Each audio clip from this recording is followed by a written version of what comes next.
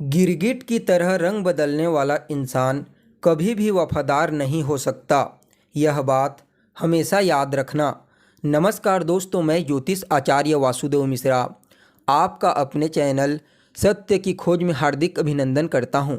दोस्तों, आज का यह ज्योतिष का कार्यक्रम आप लोगों के लिए यानी कि वृषभ राशि वालों के लिए बेहद ही ज़्यादा खास कार्यक्रम साबित होगा।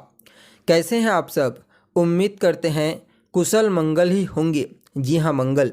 आज चर्चा होगी सेनापति मंगल के उदय प्रभाव के बारे में।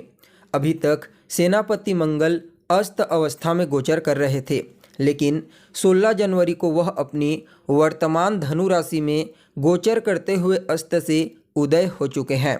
और जैसा कि आप यह जानते हैं कि कोई भी ग्रह जब सूर्य से अस्त होता है तो वह अपना श्रेष्ठ परिणाम नहीं दे पाता, लेकिन जैसे ही कोई ग्रह अस्त से उदय होता है तो धीरे धीरे करके वह बलवान होने लगता है। ठीक ऐसा ही अब मंगल के साथ देखने को मिलेगा, क्योंकि मंगल महाराज अभी तक अस्त अवस्था में चल रहे थे, जो सभी के लिए ऊर्जा और पराक्रम के कारक ग्रह माने जाते हैं।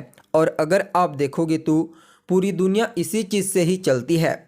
तो ऐसे में बड़े विस्तार के साथ जानने का प्रयास करेंगे कि किस प्रकार से सेनापति मंगल उदय होकर के आपको परिणाम प्रदान करेंगे, किन किन क्षेत्रों में आपको इस समय लाभ की प्राप्ति हो सकती है, तो वहीं किन किन बातों का आपको ध्यान रखना है, और मंगल के इस उदय प्रभाव को और ज़्यादा बेहतर बनाने के लिए क्या उपाय आप कर सकते हैं।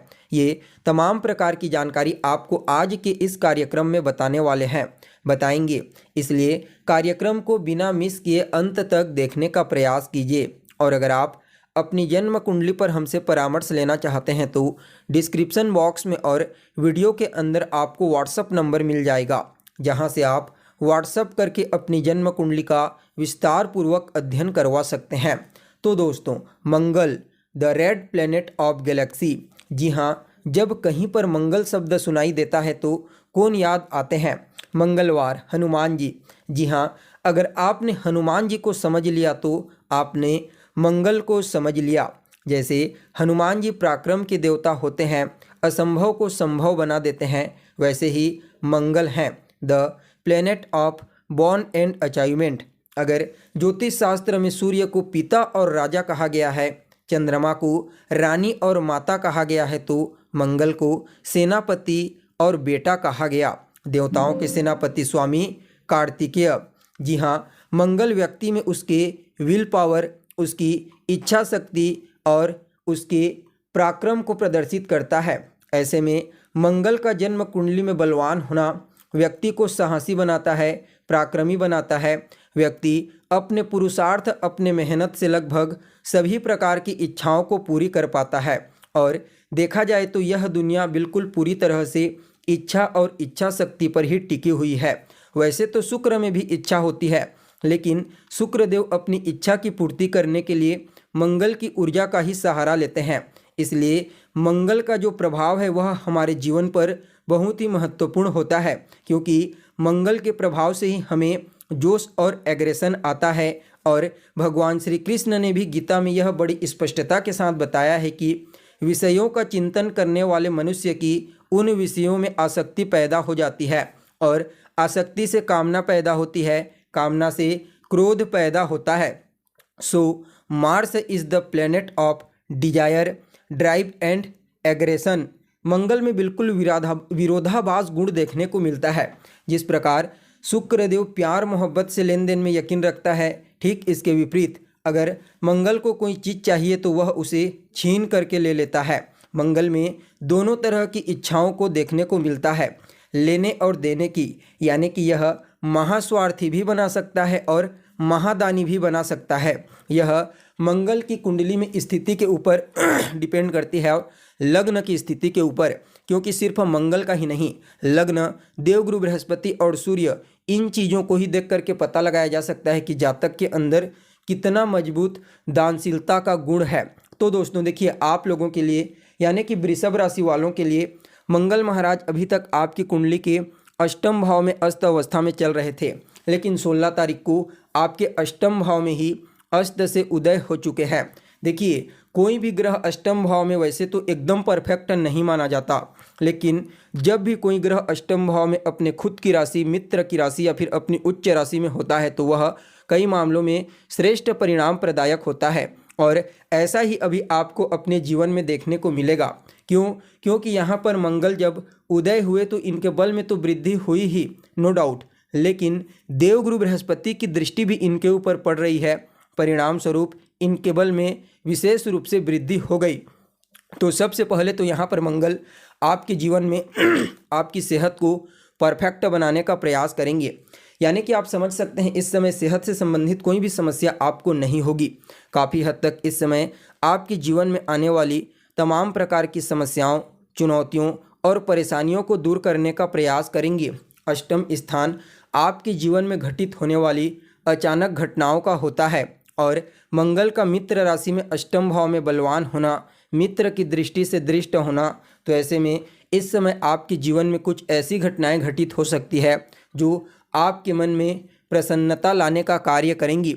जी हाँ, मंगल के इस उदय गोचर के दौरान आपके जीवन में कुछ पॉजिटिव घटनाएं घटित हो सकती है जिससे आपके मन में प्रसन्नता की भावना देखने को मिलेगी। देखा जाए तो यहाँ पर वह विद्यार्थी जो किसी भी प्रकार से रिसर्च के फील्ड की पढ़ाई कर रहे हैं उनको भी इस समय कोई विशेष सफलता की प्राप्ति होगी। और रिसर्च के फील्ड में कार्य करने वाले जातकों के लिए तो कहना ही नहीं, देवगुरु बृहस्पति की दृष्टि से दृष्ट होने के कारण उन्हें भी इस समय अपने रिसर्च के फील्ड में विशेष सफलता की प्राप्ति होगी। देखिए, मंगल की जो पंचम दृष्टि होगी वह आपकी कुंडली के एकादश स्थान यानी कि लाभ भाव पर पड़ेगी। तो यहाँ पर अगर आप देखोगे तो मंगल अपने मित्र के घर को दृष्टिगोचर करेंगे। परिणाम स्वरूप आपके जीवन में लाभ के सभी रास्तों को खोलते हुए नजर आएंगे। यह मंगल इस समय आपकी इच्छा की भी पूर्ति कराने वाले साबित होंगे। वहीं बड़े भाई बहनों के साथ थोड़ा सा तालमेल में कमजोरी देखने को मिल सकती है, लेकिन आपके बड़े भाई बहनों के करियर में भी कोई सकारात्मक परिवर्तन यह करने वाले हैं। देखिए, जो 11वां स्थान होता है यह छठे से छठा होता है। परिणाम स्वरूप इस समय मंगल आपके जीवन में रोग, ऋण, शत्रु, इन तीनों चीज़ों से आपको बचाने का प्रयास करेंगे। इस समय मंगल आपको पूर्ण रूप से शत्रुहंता बनाएंगे। जी हाँ, इस समय शत्रु आपका कुछ बिगाड़ नहीं पाएंगे। देखा जाए तो वह विद्यार्थी जो किसी भी प्रकार से प्रतियोगी परीक्षा, कंपटीशन एग्जाम की तैयारी कर रहे हैं उनके लिए भी मंगल के इस उदय प्रभाव को अत्यंत ही श्रेष्ठ कहा जा सकता है। उन्हें भी अपने प्रतियोगी परीक्षा में विशेष तौर पर सफलता की प्राप्ति होगी। देखिए, मंगल की जो सप्तम दृष्टि होगी वह आपकी कुंडली के दूसरे भाव पर पड़ेगी। परिणाम स्वरूप इस समय यह आपकी वाणी को थोड़ा प्रभावशाली बना देंगे। हालांकि कुछ लोगों के लिए आपकी वाणी थोड़ी कठोर साबित हो सकती है, लेकिन इससे आपको कोई प्रॉब्लम नहीं होगा क्योंकि आप इस समय अपनी वाणी के प्रभाव से कई प्रकार के पेंडिंग पड़े हुए कार्यों को पूरा करने का प्रयास करेंगे। देखा जाए तो धन संचयन को लेकर के जो समस्या हो रही थी वह समस्या दूर होगी। पैतृक संपत्ति का लाभ आपको पूर्ण रूप से मिलता हुआ नजर आ रहा है।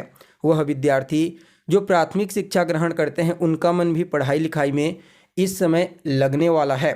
देखा जाए तो मंगल की अष्टम दृष्टि जो होगी वह आपके कुंडली के तीसरे भाव पर पड़ेगी और तीसरे भाव में मंगल को कारक ग्रह माना जाता है क्योंकि तीसरा स्थान आपके पराक्रम, आपके पुरुषार्थ का होता है और मंगल भी इन्हीं चीज़ों का कारक ग्रह माना जाता है।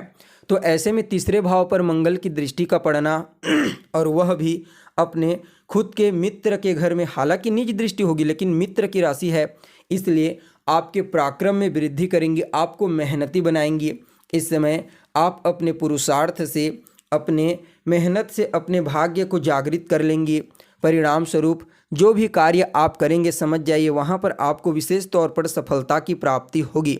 यानी कि यह मंगल आपके जीवन में तमाम प्रकार की समस्याओं, चुनौतियों और परेशानियों का खात्मा करते हुए आपको इस समय हर पक्ष में विशेष तौर पर सफलता प्रदान करने वाले हैं। यानी कि कुल मिलाकर के कहा जाए तो आप सभी वृषभ राशि वालों के लिए मंगल महाराज का आपकी कुंडली के अष्टम भाव में अस्त से उदय होना अत्यंत ही श्रेष्ठ कहा जा सकता है। आपके जीवन में एक नया सवेरा, नया अध्याय प्रारंभ होने वाला है। फिर भी मंगल के इस प्रभाव को और ज़्यादा अच्छा बनाने के लिए आप मंगलवार के दिन हनुमान जी के मंदिर में जाइए। हनुमान जी का दर्शन कीजिए, उनके किसी मंत्र का वहीं पर बैठ करके जाप कीजिए या फिर हनुमान चालीसा का पाठ करें। साथ ही साथ आपको मंगलवार के दिन मजदूरों को कुछ मिठाई खाने को देना है। इन उपायों को करके अपने लिए इस प्रभाव को और श्रेष्ठ बनाइए। तो दोस्तों, कैसी लगी आपको जानकारी, कमेंट करके बताइए। फिर मिलते हैं एक नए और ताज़ा एपिसोड में। तब तक के लिए नमस्कार।